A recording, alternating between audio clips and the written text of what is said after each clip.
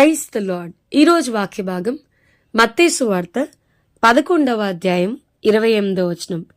ప్రయాసపడి భారము మోసుకొంచున్న సమస్త జనులారా నా యొద్దకు రండి, నేను మీకు విశ్రాంతి కలుగజేతును. ఈరోజు ఈ వాక్య భాగం ద్వారా దేవుడు మనతో మాట్లాడుతూ ఉన్నారు. ఈ మత్తయి సువార్త 11వ అధ్యాయం 28వ వచనం కనుక మనం చూస్తే, ప్రయాసపడి భారం మోసుకొంచున్న సమస్త జనులారా నా యొద్దకు రండి, కమ్ టు మీ, నేను మీకు విశ్రాంతినిస్తాను, I will give you my rest అని దేవుడు సమస్త మానవాళికి కూడా ఇట్స్ ఎ గ్రేట్ ఇన్విటేషన్, ఒక హ్యూజ్ ఇన్విటేషన్గా మనం చూడొచ్చు. నా దగ్గరికి రండి, నేను మీకు నెమ్మదినిస్తాను, నా దగ్గరికి రండి, నేను విశ్రాంతినిస్తానని. మరి హృదయం అంతా బరువుతో భారంతో జీవితమే చాలా విక్స్డ్ ఆఫ్ అయిపోయి నేను ఇంకా మొయ్యలేను అన్నట్టు పరిస్థితిలో ఉంటే కనుక నా దగ్గరికి రండి, నేను మీకు విశ్రాంతినిస్తాను ప్రభు యొక్క పిలుపు మనం చూడొచ్చు. యెషయా గ్రంథం 60వ అధ్యాయం 13వ వచనంలో ప్రభు అంటా ఉన్నారు, నా పాదములు మోపు స్థలమును నేను మహిమపరచుదును అని. మనం రోమిలకు రాసిన పత్రికలో మనం చూస్తూ వచ్చాం. వాక్యం వింటున్న ప్రియమైన వారులారా, ఉత్తమమైన వాటిని గూర్చి సువార్తను గూర్చి ప్రకటించు వారి పాదములు ఎంతో సుందరములు అని రాయబడింది. సువార్తను మోసుకుని వెళ్లే పాదములే సుందరమైనవైతే మరి ప్రభు పాదాలు, మనల్ని సృష్టించిన సృష్టికర్త యొక్క పాదములు ఎంత సుందరములు. ఆయన పాదములు మోపు స్థలము ఎంత అద్భుతమైనది. నా పాదములు మోపు స్థలమును నేను మహిమపరచుదును అని ప్రభు వాగ్దానం చేశారు. ఆకాశము నా సింహాసనము, భూమి ఆయన పాదపీఠము.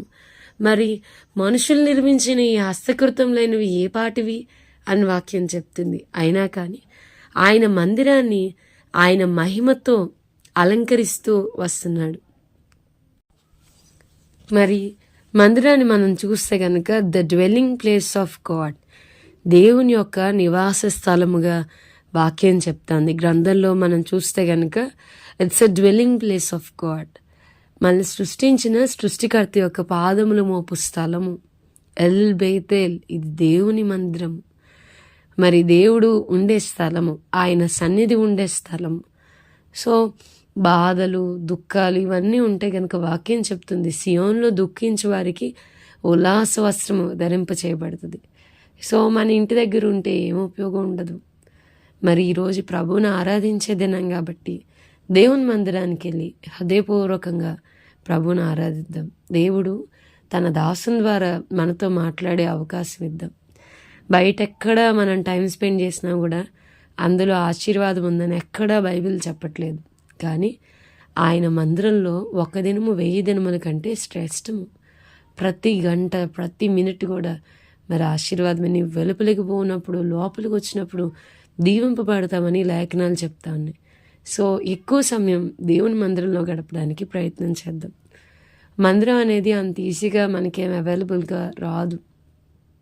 ఎవరో ఒక సేవకుడు బలిపీఠం దగ్గర కాలుతా ఉంటే ఎవరో ఒక సేవకుల కుటుంబము మందిరాన్ని నిర్వహించడానికి గొప్ప త్యాగముతో కూడిన వేల చెల్లిస్తే మందిరం అక్కడ కట్టబడుద్ది. ప్రియులారా, మందిరం యొక్క విలువను తెలుసుకొని సమయానికి నమ్మకంగా క్రమంగా మందిరానికి వెళ్దాం. దేవునితో ఎక్కువ సమయం గడుపుదాం. దేవుడు అలాంటి శ్రేష్టమైన కృపను మనందరికీ దయచేయను గాక. ప్రార్థన చేసుకుందాం. ప్రభువా, ఈరోజు వాక్య భాగం ద్వారా మీరు మాతో మాట్లాడినందుకు వందనాలు. వాక్యం విన్న మా ప్రియులైన వారిని అందరినీ దీవించి ఆశీర్వదించమని యేసు నామమున అడిగి వేడుకొంచున్నాం తండ్రి, amen. God bless you and have a blessed day.